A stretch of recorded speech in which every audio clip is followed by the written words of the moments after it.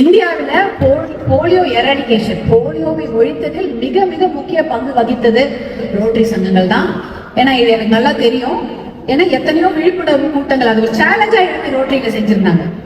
என்னுடைய கணவர் மருத்துவர் அன்புமணி ராமதாஸ் அவர்கள் 2004 2009 வரை இந்தியாவின் சுகாதாரத்துறை அமைச்சராகவும் குடும்ப நல்வாழ்வுத்துறை அமைச்சராகவும் பதவி வகித்தார். அந்த சமயம் ரோட்டரி சங்கங்களுடன் இணைந்து நிறைய இந்த போலியோ ஒழிப்புக்காக நிறைய வேலைகளை செய்திருந்தாங்க. அது எனக்கு நல்லா தெரியும். எனக்கு கூடவே நான் பார்த்திருந்தேன். நான் ஒரு வருடமும் அந்த போலியோ சொட்டு மருந்து முகாம்களை நடத்தும் போது ஒரு மிகப்பெரிய டிரைவ் நடக்கும்.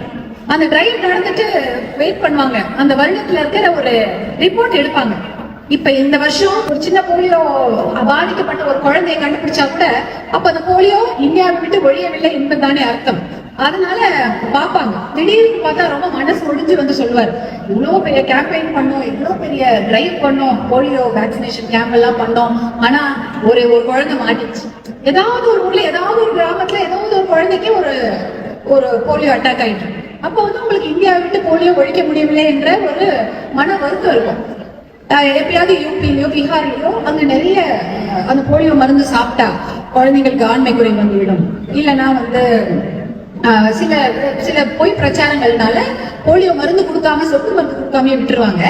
அப்படி இருக்கிற காலகட்டத்துல எங்கேயாவது மாட்டிக்கும். ஆனா ஒரு 3-4 வருடங்கள் கழித்து அந்த பர்டிகுலர் அந்த இடங்கள்ல ரோட்டரி சங்கங்கள் தான் போய் விழிப்புணர்வு பிரச்சாரங்கள் செய்தாங்க.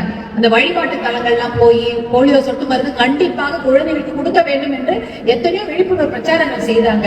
இந்திய சுகாதாரத்துறை அந்த அமைச்சகத்தோட ரோட்டரி சங்கங்கள் இணைந்து ஒரு மிகப்பெரிய பிரச்சாரத்தை முன்னெடுத்ததுனால்தான் ஒரு காலகட்டத்துல போலியோவை இந்தியாவுக்கே நம்மளால் விரட்ட முடிந்தது.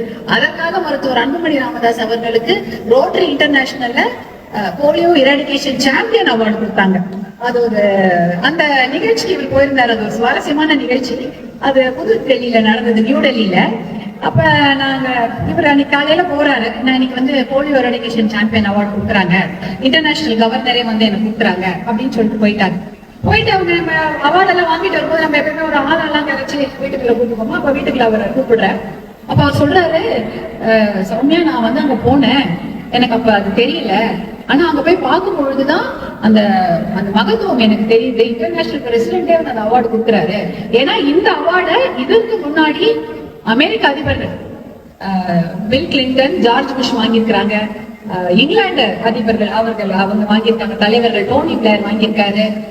ஜப்பானுடைய அதிபராக இருந்த கொய்சுமி வாங்கியிருக்கிறாரு. கோபி அண்ணன் அப்படின்னு சொல்ற யுனைடெட் நேஷன்ஸ் உடைய தலைவராக இருந்தவர் வாங்கியிருக்காங்க.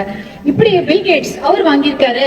அந்த வரிசையில எனக்கு கொடுத்திருக்காங்க அப்படின்னாங்க. நான் ரொம்ப ஃபீல் பண்ணேன், என்னடா இது சொல்லியிருந்தா நம்ம கூட போயிட்டு இருக்கலாமே, இப்படிப்பட்ட ஒரு மகத்தான ஒரு விருதை வந்து கொடுத்து ரோட்டரி சங்கம் வந்து கௌரவித்திருக்கிறது என்று தெரியும் போது அந்த எனக்கு ரொம்ப நெகிழ்ச்சியாக இருந்தது. இதெல்லாம் வந்து ஒரு உற்சாகப்படுத்தக்கூடிய ஒரு செயல்.